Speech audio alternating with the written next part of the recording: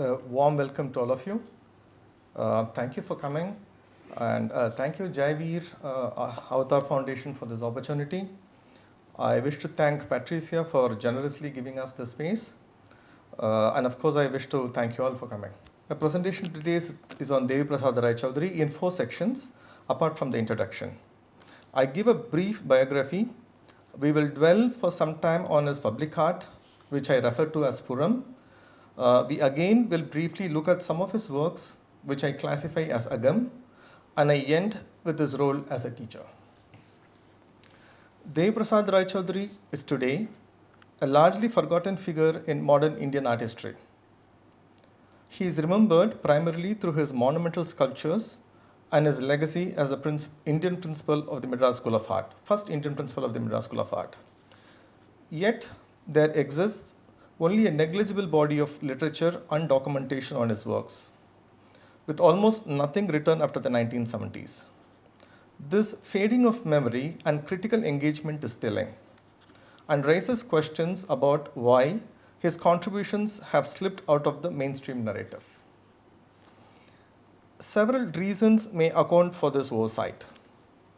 One is the absence of a dedicated artistry department within the Madras School of Art, which could have provided the institutional framework to critically analyze and preserve his contributions. His works also occupy a space that was difficult to categorize. His work they transcended the confines of fine art and entered the public sphere through monumental sculptures. In 1960s and 70s, however, modern Indian art was moving increasingly towards the interiorized and conceptual, leaving little space for art that operated so prominently in the civic and public domain. There is also the problem of continuity. Roy Chowdhury's idea and artistic approach did not have strong inheritors.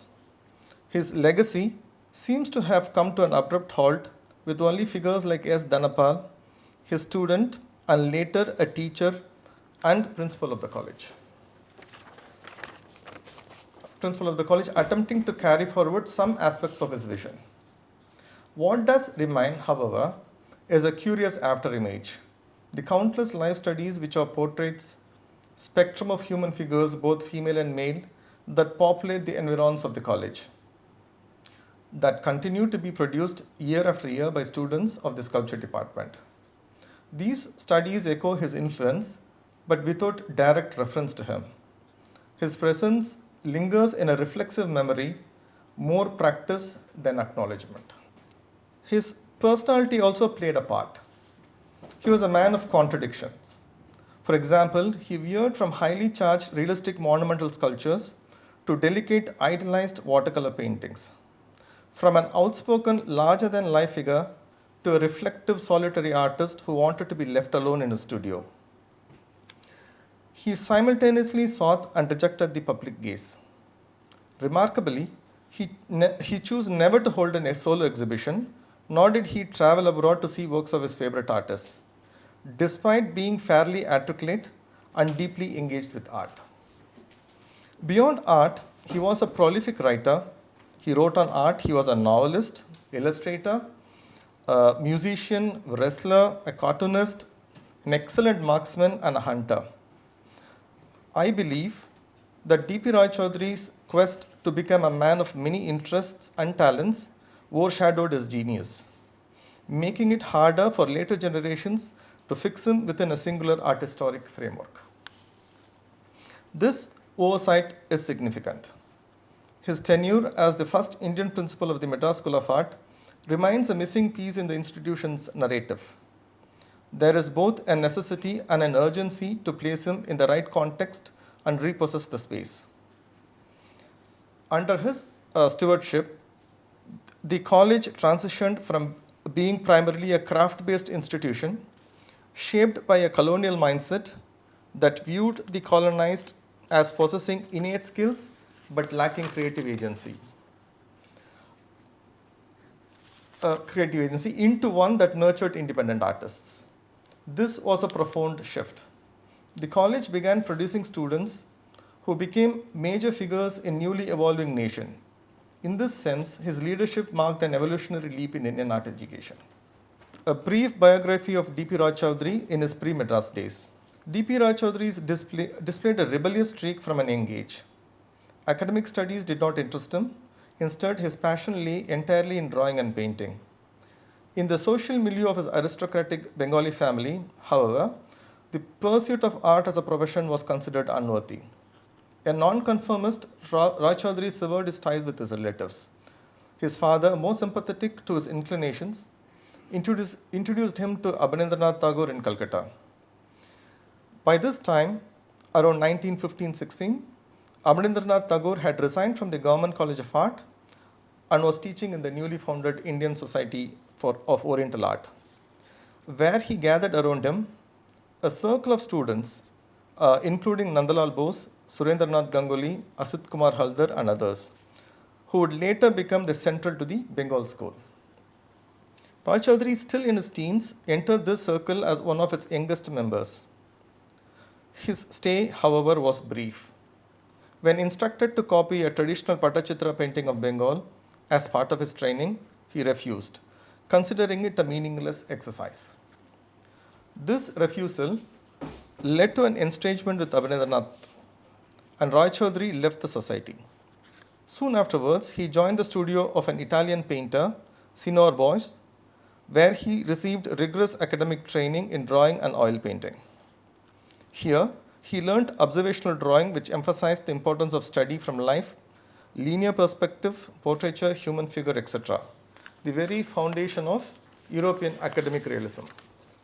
He later assisted Hiranmoy Roy Chowdhury, a noted engraver and sculptor, from whom he learned sculpting. Meanwhile, the Bengal revivalist movement was gathering strength within the Indian Society of Oriental Art and later at Shantiniketan. Roy Chowdhury sensed the new light and returned to Abanindranath Tagore as the prodigal son. Initially reluctant, Abanindranath eventually accepted him back after seeing his talent and commitment. This time, Abanindranath left him to paint as he desired. He arrived at an art form which was a synthesis of Oriental motif and Western technique. Unquote. For sustenance, he had to take up an array of works that included being a tutor of Western art at the Indian Society of Oriental Arts, a scene painter understudy at Corinthian Theatre, coloring monochrome steel engraving and hawking them on the street, a drawing master's job at Mitra Institution at Bhawanipur, Calcutta. Despite the precariousness of such employment, his art steadily gained recognition. By mid-1920s, the Calcutta press hailed him as one of Bengal's most promising artists. The art historian Stella Kravresh praised him, quotes open, the classic of the new generation of Indian painters, quotes close. While critics such as Kalidas Nag or O.C. Ganguly similarly acknowledged his growing stature. Alongside painting, Roy Chowdhury was also establishing himself as a sculptor, particularly in portraiture. Yet, Calcutta increasingly proved difficult for him. Unlike Nandalal Bose and others from the Oriental Society, he did not join Shantiniketan. Being skeptical of revivalist method and being argumentative, he would have definitely been a misfit there. His position as both an insider and outsider, trained in academic realism and conversant with the Bengal revival, yet unwilling to fully commit to either, left him in a liminal position within the Calcutta's art world. It was at this juncture that he got the opportunity to head the Madras School of Art. By late 1920s, Roy Chowdhury had already exhibited in Madras and gained the support of patrons and well-wishers in the city. He arrived in Madras at a time of the convergence of three dominant strands of artistic practice: the cultural nationalism associated with Shantiniketan, the colonial school's emphasis on craft traditions, and the continuing presence of European academic realism. In this context, Roy Chowdhury would attempt to forge an identity for modern Indian art that was neither wholly revivalist nor wholly academic, but instead responsive to the rapidly changing cultural and political landscape of the country. Roy Chowdhury's early works in ink and wash and watercolors were shaped by revivalist techniques, but he preferred heavier mediums such as tempera and oil, which allowed for greater three-dimensionality. However, it was clay that came closest to his artistic ideal.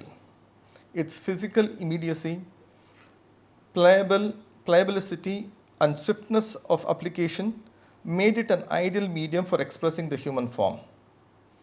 Among the plastic media, clay most closely represents the texture and presence of flesh. Unlike stone or wood, which requires a subtractive process, clay offered an additive method that aligned more closely with his form making. It was during this time in Calcutta that he discovered this medium's full potential, one that matched both his temperament and vision. This image, I'm just showing some of his earlier works, and since I talked about his material from ink wash to watercolor to tempera, oil to sculpture, I'm just showing some of his earlier works. So this image shows a clear reference to Japanese wash technique, and this has an influence of Abanindranath Tagore's subtle watercolor painting method. We can observe Roy Chowdhury is more comfortable with use of tempera, a medium that allowed for greater volume and tonal variations. In this work, he employs the familiar revivalist imagery of rural Bengal. Called the Lombardy group, composition is similar to pictorial division in a Japanese painting. An example of Oriental motif and Western technique. He used perspective, light and shadow with representations which we can immediately recognize as Indian. This one is oil on canvas, and it shows Roy Chowdhury's admiration for Rembrandt's painting. This is an early sculpture of his, a sculpture of Mr. Tempo, and then you have a sculpture of Abanindranath Tagore. And this is the beginning of his monumental sculpture, and this the sculpture of Ashutosh Mukherjee. I am now moving to his public sculptures, which will form the larger part of this lecture, and which I, as I mentioned earlier, I classify as Puram. The Triumph of Labour, or simply the Labour statue, was commissioned by the state government to commemorate India's first ever May Day rally, organized by communist leader Singaravela in May 1923. It embodies a historical milestone. That rally called for the recognition of workers' rights and pledged to create a political party to represent labor. The statue was erected on Triplicane Beach, the very site where the meeting had first been held, rooting the sculpture in both memory and place. What makes the labor statue so striking? Why does it remain so powerfully etched in the city's collective imagination? A single picture of it is enough to identify Chennai. Sculpture and city have become synonymous, inseparable. The connection lies in the city's own character. Chennai is one of India's most industrialized metropolises, home to a vast labor force and a dominant working class culture. The monument embodies that reality. Unsurprisingly, Tamil cinema often uses the statue as an image to signify Chennai itself, reinforcing its role as a shorthand for the city's identity. When compared to other monuments that have come to symbolize cities, the Statue of Liberty in New York or Christ the Redeemer in Rio de Janeiro, the contrast is instructive. Those monuments speak in a language of allegory and transcendence. The labor statue, by contrast, is humble in its imagery, four men straining together to move an insurmountable boulder. And yet, in this very simplicity, grants its universality. In the Tamil name Ulaipalar Silai, it is the Tamil name Ulaipalar Silai that deepens its resonance. Ulaipa is a word with no full English equivalent. Labor or work cannot capture the depth of meaning it carries in Tamil culture. Hard work is woven into the moral fabric of Tamil society. Among all the human virtues, Ulaipa holds the highest place in the Tamil psyche. Tirukkural, composed more than 2000 years ago, states in Kural 619, even though God be against, effort is bound to pay the wages of labor. The statue then is not just a monument to workers' right, but a cultural archetype, an embodiment of strength and dignity. It also carries a philosophical dimension. The figure strained at a task that seems unending, recalling the myth of Sisyphus, condemned to push a boulder uphill for eternity. But unlike Sisyphus, this is no punishment, it's heroic. The labor statue transforms ceaseless toil into a noble image, a recognition of struggle not as a futility but as meaning. I would like to compare an early work of his done in tempera. I am certain Roy Chowdhury would have used this as a reference image. In this painting, the labor is on the verge of completion. Just a little more effort, the task will be done. Created in his youth, it reflects a vision of possibility and optimism. But the older and more wiser Roy Chowdhury in the labor statue presents something different, the impossibility of closure. The task is endless, echoing not just human condition, but also the artist's own angst, the sense of never being able to finish. The essence of art, after all, lies in its openness, its refusal of finality. It is this non-closure that allows multiplicity and continuity. In the commemoration of Temple Entry Proclamation of this work is called the Maharaja of Travancore, made in 1938. In commemoration of Temple Entry Proclamation of 1936, signed by the then Maharaja of Travancore, Chitra Tirunal, which removed social discrimination of barring the oppressed class from entering temples. This move came nearly a decade after the Vaikom agitation of 1924-25, a social reform movement that exposed the deep fissures of caste discrimination entrenched in Indian society. The Vaikom agitation, led by social reformers like Periyar and supported by national leaders including Mahatma Gandhi, laid the ideological and moral groundwork for the proclamation. Tirunal was just 24 years old when he signed the proclamation, becoming one of the key figures in the sweeping social reform movement that was taking place across South India, especially in Tamil Nadu, Kerala, and parts of what's called the Mysore region. Roy Chowdhury, by accepting the commission for the sculpture, clearly indicates where his sympathies lie. The work stands as an important piece of visual imagery of social justice movement in South India. The main sculpture, which depicts the king in his regal attire, follows a formal compositional style. Beyond the intended iconography of a person in a high position, however, it does not convey much. But on the pedestal, there is a bronze brass relief sculpture that depicts the entry of the oppressed class into the temple. It was likely Roy Chowdhury's own idea to incorporate this scene alongside the main figure. By doing so, he makes a powerful statement, an imagined documentation of the entry. It is juxtaposed with the king standing on the high pedestal, unsullied and beyond physical reach of the public, whereas the relief work placed in the middle of the pedestal is visually nearer and within the physical reach, thereby making it more accessible and real. By grounding the relief at eye level, Roy Chowdhury elevates the moment of emancipation, making the people's story as central to the sculpture. This sculpture, looked from a socio-political perspective, is a remarkable monument that acknowledges caste as a cause of inequality and degradation in India. It stands out as one of the early works in modern Indian art to confront caste directly. When we look at dominant cultural expressions, particularly in visual arts, there is often a sanitization of caste identities. This culture challenges that trend by making caste visible, by reclaiming space for marginalized histories, and by anchoring a narrative of resistance and reform in public memory. In a recent photograph I asked a friend to take of the sculpture in Thiruvananthapuram, I noticed that the frieze was missing from the pedestal. Without it, the monument now appears bland, ornamental, and without real meaning. Martyrs Memorial, 1956. 7 young men, mostly school-going boys, were shot by the police during the Quit India movement in Patna in 1942. Any death is tragic, but the death of young makes it especially poignant. It is powerful. It is a powerful subject for any artist to engage with. If taken up by personal will, it becomes an expression of human tragedy. But as a government commission, the intention shifts. It becomes a meaning to frame sacrifice as a citizen's duty, a call to lay down one's life in the service of the nation.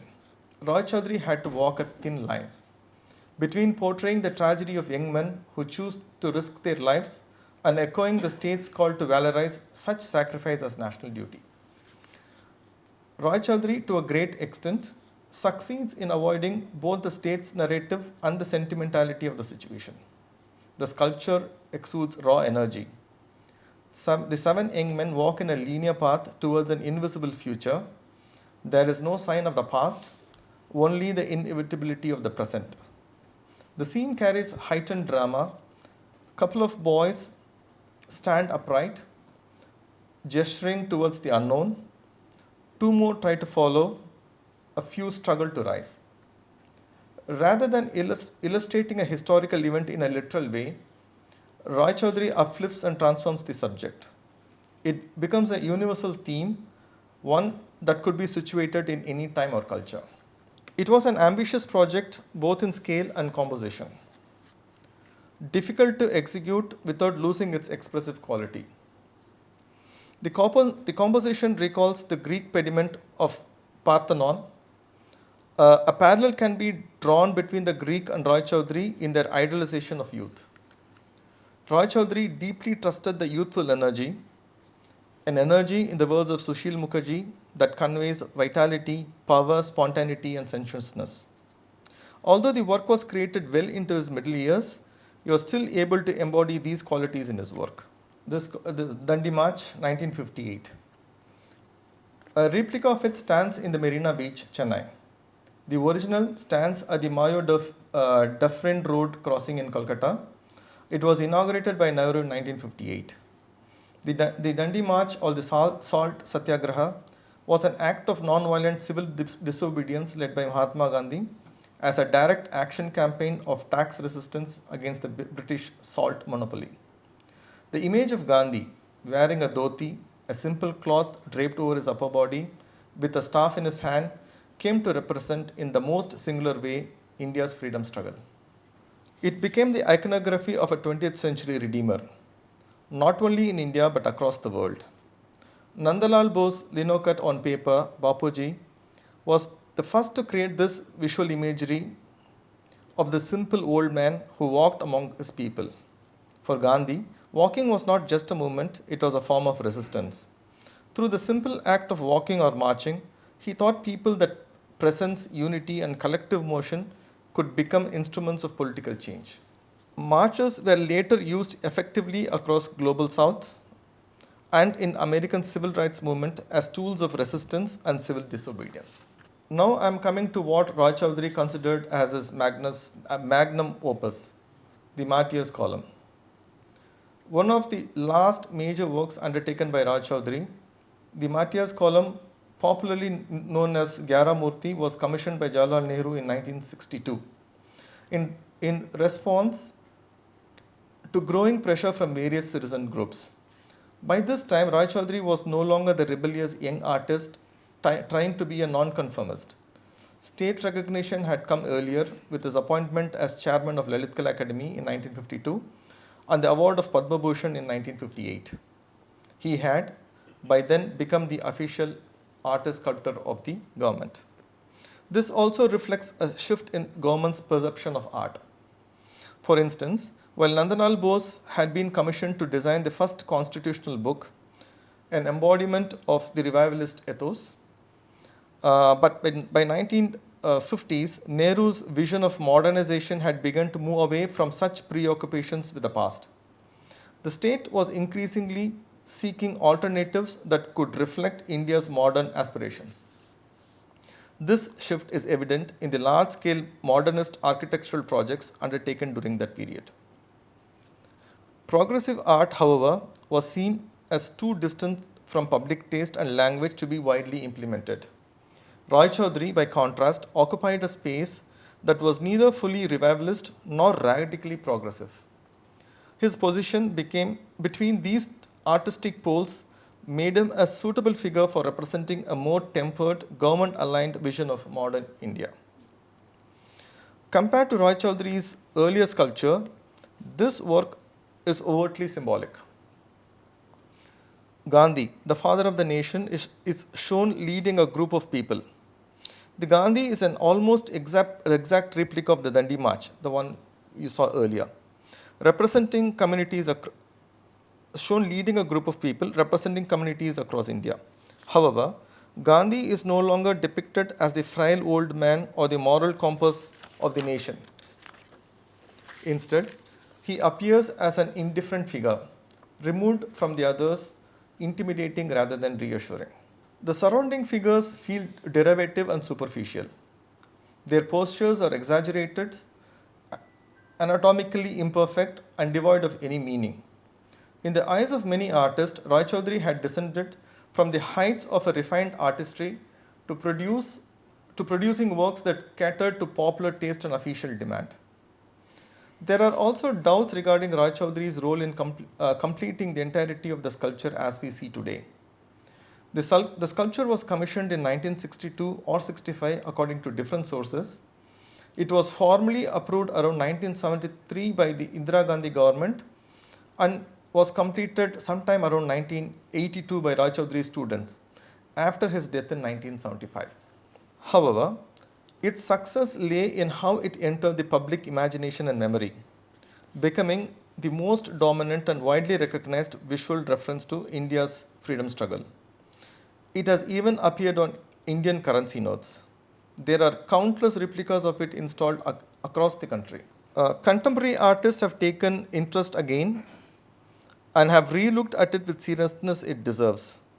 Example, G.G. Skaria and Advaita, and this is G.G. Skaria's work, and the other one is Advaita Gadnaik, evacuees or refugees. This bronze sculpture, housed in the Government Museum, Chennai, is listed under two titles, Evacuees and Victim of Hunger, a reminder of how fragile and unsettled the memory of partition remains. Though created in 1952, it responds to the devastations of the late 1940s, when partition and famine forced millions into migration and despair. The work shows a destitute woman seated on the ground, her body weakened and drapery hanging loosely around her, suggesting exposure and helplessness. Rather than glorifying sacrifice, Roy Chowdhury chose to present the ordinary sufferer, giving form to the pain of those forgotten in official histories.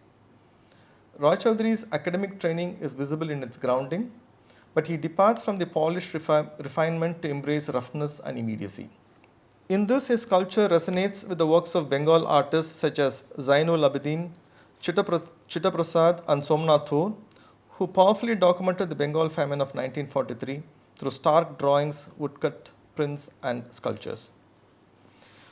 Ideologically, Roy Chowdhury positioned himself between two poles of his time: revivalist nationalism, which leaned on mythological imagery, and radical modernism, which embraced abstraction and primitivism. He chose instead a humanistic middle path, using figuration to speak directly to the public.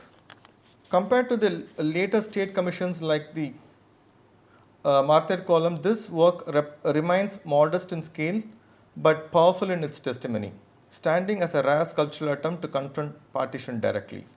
I am now moving to a section that looks briefly at Roy Chowdhury and the working class people. A quote from author Ramachandra Rao, quotes open, Roy Chowdhury in his later life was drawn towards the common man, the wage earner and the underdog. He mixed freely among men and women of the poorer class and began drawing from life rather than from models, from the models. So basically he moves from drawing from models to drawing from reality. Roy Chowdhury's art often turned its gaze towards the working class, victims of depredation and the dispossessed. Works such as Wither God and Dustbin starkly captures the haunting reality of hunger and poverty. These images are not merely documents of suffering, but a critique of social indifference and inequality. The irony in Dustbin, where starvation is described as a religion, and the leftovers of the rich as Prasad, underlines his sharp social commentary. He portrayed the working poor not as anonymous masses, but as human beings carrying the weight of exploitation, neglect, and systemic failure. In this sense, his work bridges aesthetic practice and social consciousness, positioning him as an artist deeply attentive to the voices of the marginalized. I am now moving to Agam, or the interior world of Roy Chowdhury. There are a number of works that he did in both sculpture and painting that can be categorized as Agam, or the interior world. First, I would like to take a few sculptures as example. Although Roy Chowdhury was trained in academic realism, he rarely remained confined by its stifling conventions. The training certainly helped him to capture the likeness of the model accurately, but he treated it only as a starting point. For him, what truly mattered was achieving expressiveness and what he called, quote, the driving energy of emotion and the life-giving element. This is Uma Prasad Roy Chowdhury, the artist's father. Roy Chowdhury was hardly 25 when he did this portrait, a son's love for his father. There is a rawness to the sculpture as if he cared less, worked with swiftness and brusque application, an impatient son trying to unravel the clay to find his father. The face is thick-set, deep in thought, and imprints of time visible. The portrait on the surface looks formidable, but beneath the skin one could feel softness and filial love. No other Indian artist at that time had reached the subjective depth as Roy Chowdhury did in this sculpture. Charulata, his wife. His wife is portrayed as self-observed, moving within a world of her own thoughts and emotion. She appears as an enigmatic presence, her inner life rich yet never fully revealed. This sense of mystery is heightened by the artist's choice not to depict her in direct confrontation, but rather to observe her from a respectful distance. In this subtle detachment, the artist allows Charulata's solitude and complexities to speak for themselves, leaving the viewer to sense her quiet depth rather than fully comprehending it. Chanchal Kumar Banerjee, a friend of Roy Chowdhury in the Indian Society of Oriental Art, is depicted in this early work. The sculpture carries with it a youthful charm, where a sense of playful camaraderie between the two friends is visible. This is that C.R. Reddy is on the left and P.V. Rajamannar is on the right. Two sculptures. Roy Chowdhury made many friends in Madras, and we have with us two sculptures that serves as an example of warmth that he extended towards them. Sir C.R. Reddy was an educationalist, political thinker, poet, and a literary critic. He was also a prominent member of the Justice Party. Roy Chowdhury created the sculpture out of affection and had it presented to Reddy's daughter. P.V. Rajamannar was the first Indian to become Chief Justice of Madras High Court. He was also the first chairman of Sangeeta Natak Academy in New Delhi. He was appointed chairman of the three-member committee called the P.V. Rajamannar Committee to study the state autonomy and center-state relations. There are few other works that I was able to gather from different sources, and they stand in stark contrast to his public sculptures.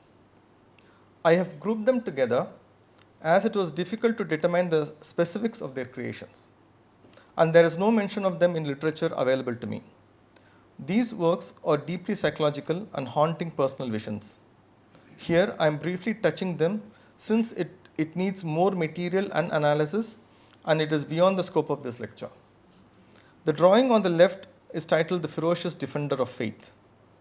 It reflects how religious radicalization can transform a man into a grotesque being.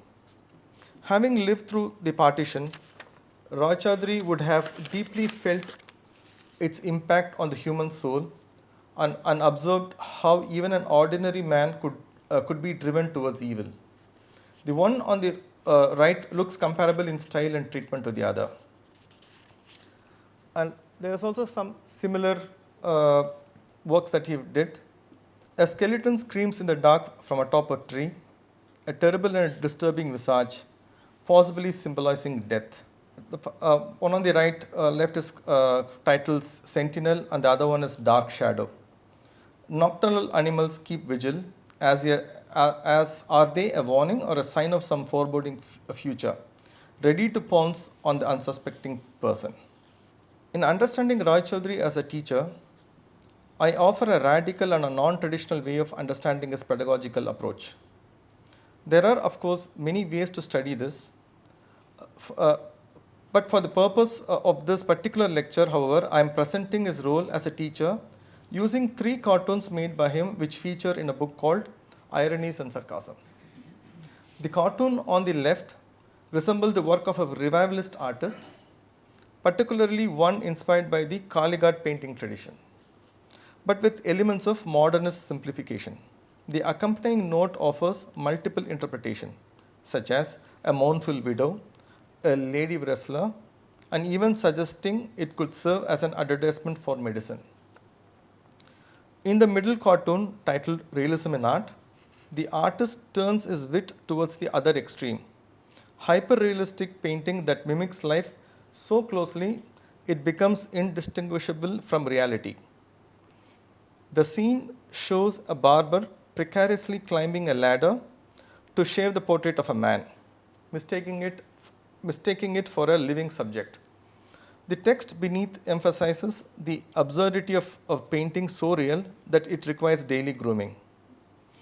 In Modernism in Art, the cartoon on the right, Roy Chowdhury humorously captures the confusion of an innocent spectator when faced with bold experiments of modernist art. Roy Chowdhury critiques how modernism, with its emphasis on abstraction, geometry, and primitivism, often distanced itself from the sensibilities of the general public. He does not reject modernism. He does not reject modernism outright, but highlights the disconnect between avant-garde experiments and the general public. In these 3 cartoons, we find an articulation of Roy Chowdhury's dilemma: the blind imitation of idealized models from the past, realism reduced to a mere skill in duplicating perceptual reality, and modernist experimentation disconnected from social realities. Roy Chowdhury, as an artist and teacher, had to negotiate these pitfalls. The first thing that he did after taking charge as the principal of the Madras Art School was to change the curriculum. Most of the craft section were removed, and he did away with the conventional method of learning perspective from prism and copying from antique and old paintings. Instead, he introduced drawing directly from life. He mixed freely with the students and used to sit with them and draw from living model. The best way of learning, he said, was to draw directly from life. Drawing directly from life. Once the student had acquired full control over drawing, the rest would follow in a natural course.